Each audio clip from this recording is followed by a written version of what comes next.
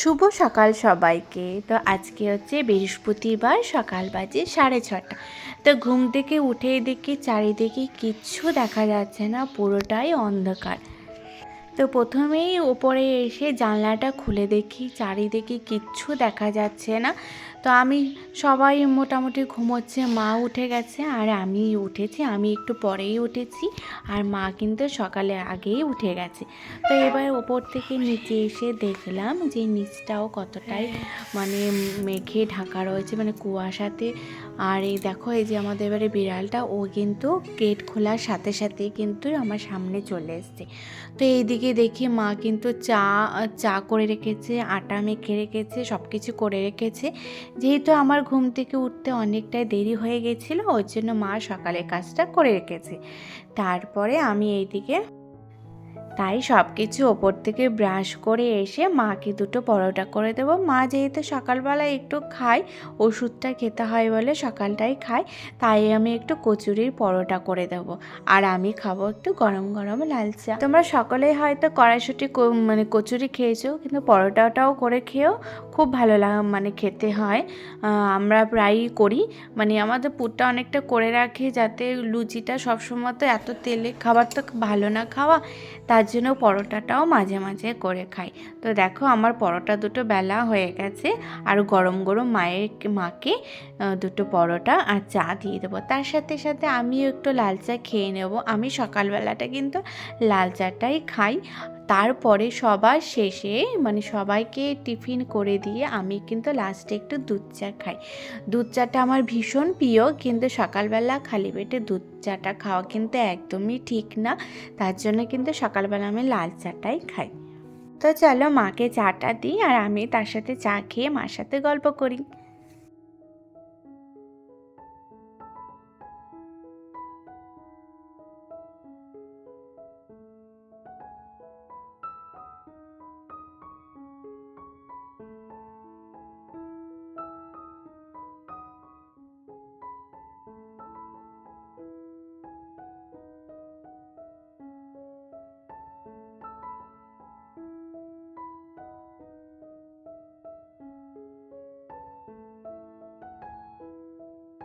তো চা খাওয়া হয়ে গেছে, অনেকটা গল্প করা হয়ে গেছে, যেহেতু সব এখনও ঘুম থেকে কিন্তু কেউই ওঠেনি আমি আর মা ছাড়া। তো দুধটা গরম করে রাখা হয়েছিল আর দুধ অনেকটা সর পড়েছিল। আর আমি যেহেতু বাড়িতে ঘিটা তৈরি করি আর ওর জন্য সরগুলো কিন্তু জমিয়ে রাখি, তার জন্য সরগুলো কিন্তু একটু তুলে রাখবো।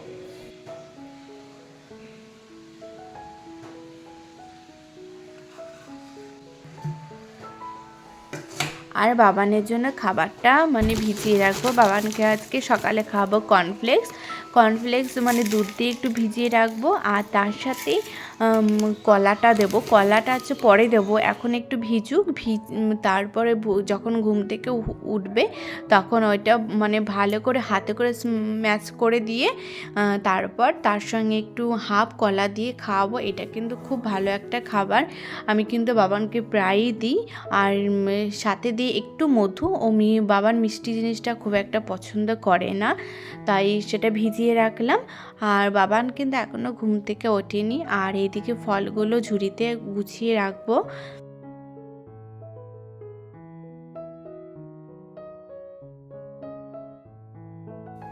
তো আজকে বৃহস্পতিবার, ঠাকুরের সমস্ত জিনিসগুলো কিন্তু ভালো করে ধুয়ে নেব। আর এদিকে ঠাকুরের থালা বাসন ধোবার জন্য সব রেডি করে নিচ্ছি। আর কিন্তু বাবান কিন্তু ওইদিকে ঘুম থেকে উঠে গেছে।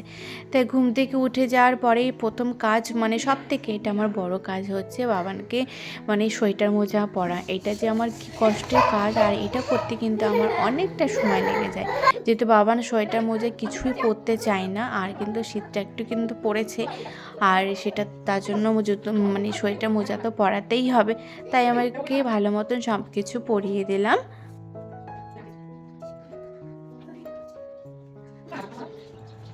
আর মা কিন্তু ততক্ষণে সবজিগুলো কেটে রেখেছে। তো চলো আজকে কি কি রান্না হবে সেটাই দেখাই। আজকে হবে উচ্ছে ভাজা, বেগুন ভাজা, আলু পোস্ত, শাক আর হবে মাছ। তো আজকে অনেক, তো এইদিকে সব কিছু মা যখন কেটে দিয়েছে, মা বললো আমি পুজোটা দিয়ে দেবো, তো আমি এইদিকে রান্নাটা চাপিয়ে দিলাম।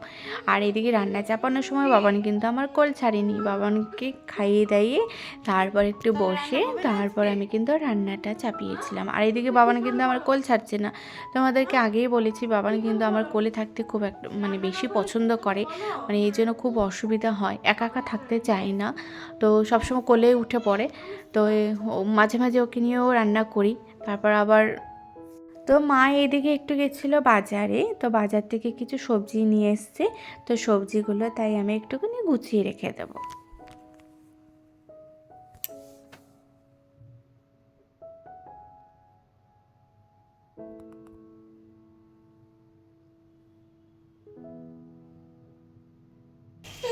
কি না ভাল লেগেছে?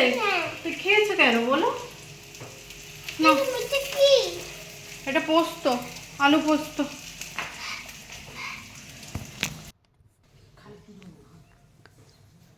তো দেখো এদিকে আমি কিছু উচ্ছেদ ভাজাটা চাপিয়েছি, আর বাবান কিন্তু ফের আমার কোলে আবার উঠে পড়েছে, মানে একবার উঠছে আর একবার বাইরে চলে যাচ্ছে, আবার সেখান থেকে এসে আবার আমার কোলে উঠছে।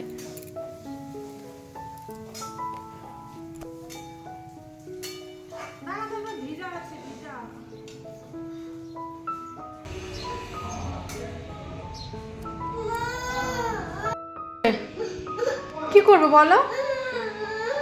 ঘুম পেয়েছে? এখন আবার ঘুম পায় না। এসো আমার কোলে।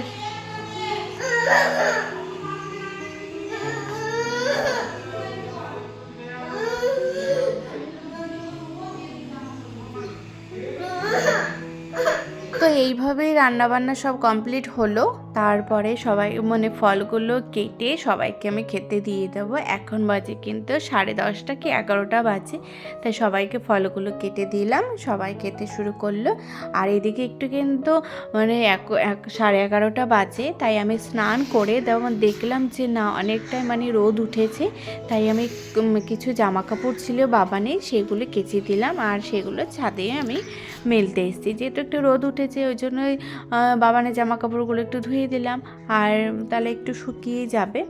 তারপর আর বাবান গেছে হচ্ছে পাশের বাড়ি ও ঠাকুমার সাথে ঘুরতে, ততক্ষণে আমি এই কাজগুলো সেরে নিলাম।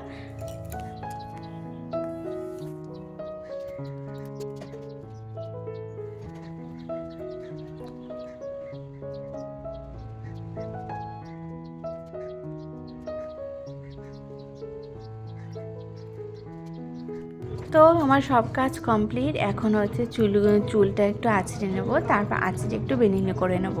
তারপর বাবান পাশের বাড়ি গেছে, বাবানকে নিয়ে আসবো, নিয়ে এসে বাবানকে স্নান করিয়ে দেবো, তারপর সবাইকে খেতে দেবো।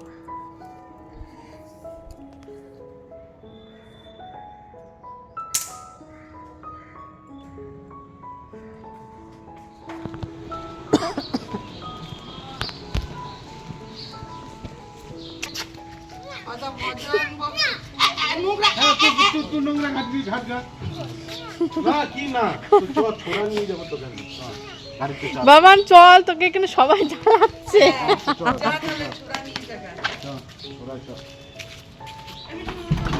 বলে এখন না পরে